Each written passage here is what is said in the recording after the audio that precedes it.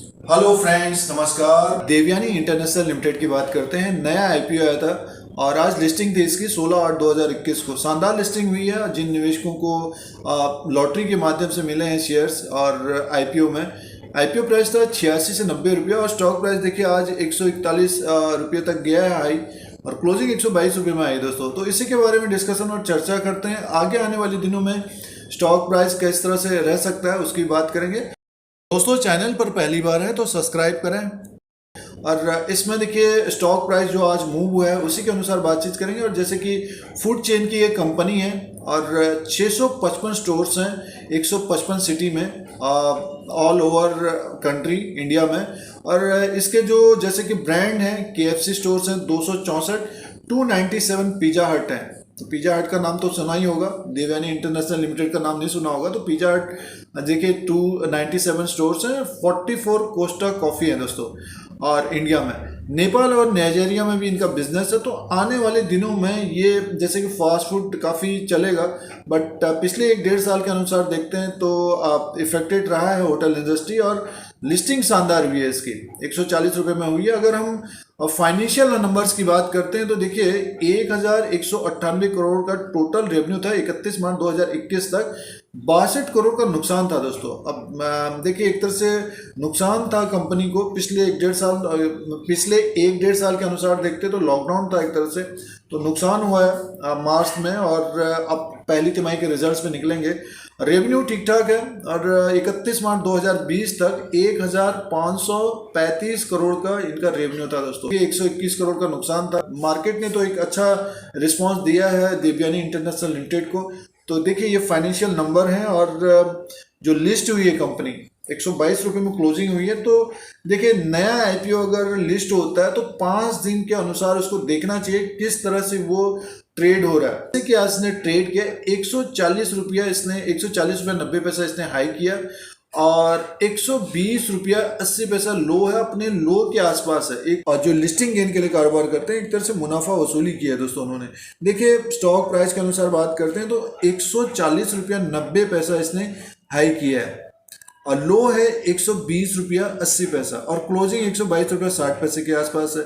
तो देखिए 4-5 दिन का ट्रेड देखना चाहिए इसका। अब जिस किसी को भी अलॉटमेंट हुआ है लॉटरी के माध्यम से मिला है, अगर प्रॉफिट बुक नहीं किया अभी, तो देखिए इसका जो स्टॉप लॉस अगर बात करते हैं पीरियड लेवल से देखना चाहिए। बट आम निवेशकों को, सभी निवेशकों को ये पता नहीं होता, तो उसमें बेटर देन ये है कि 110 से 100 रुपये का स्टॉप लॉस होना चाहिए, इसके बीच का स्टॉप लॉस होना चाहिए ताकि अपना प्रॉफिट बना रहे।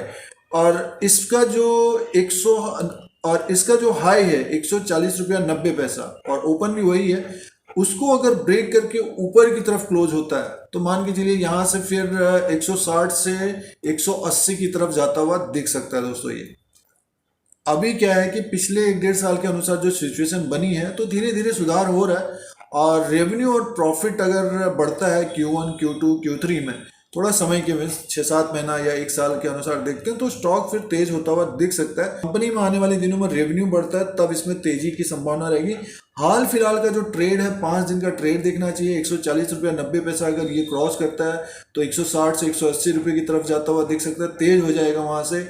और जो लोग ट्रेड कर रहे हैं, इंट्राडे कर रहे हैं, तो 3 या 5% का स्टॉप लॉस जरूर लगाना चाहिए। जैसे कि 122 में किसी ने लिया तो 3% का स्टॉप लॉस, जैसे 117 का स्टॉप लॉस हो गया। और उसी तरह से प्रॉफिट भी ऊपर की तरफ जाता है तो अपने प्रॉफिट को प्रोटेक्ट करने के लिए बढ़ा लेना चाहिए। 5 दिन का ट्रेड देखिए, अगर ये ऊपर की तरफ क्लोज होता है 140 के आसपास क्लोजिंग देता है तो मान के चलिए कि 140 को क्रॉस करेगा और नीचे की तरफ ही क्लोज होते जाता है, यानी में से 122 फिर 110 और 100 इस तरह से क्लोज होगा तो फिर अपने आईपीओ प्राइस के आसपास आता हुआ देख सकते। उसके लिए क्या करना चाहिए कि 105 से 100 रुपये का स्टॉप लॉस लगाना चाहिए और स्टॉक प्राइस ऊपर की तरफ जाता है तो अपने स्टॉप लॉस को बढ़ा लेना चाहिए या पीरियड लेवल के अनुसार कर सकते हैं। तो सभी निवेशक तो इस तरह का कामकाज नहीं कर पाएंगे क्योंकि जिनका आईपीओ में लगा तो एक तरह से अगर जंप करता है तो उसके अनुसार अपना मुनाफा वसूली करेंगे।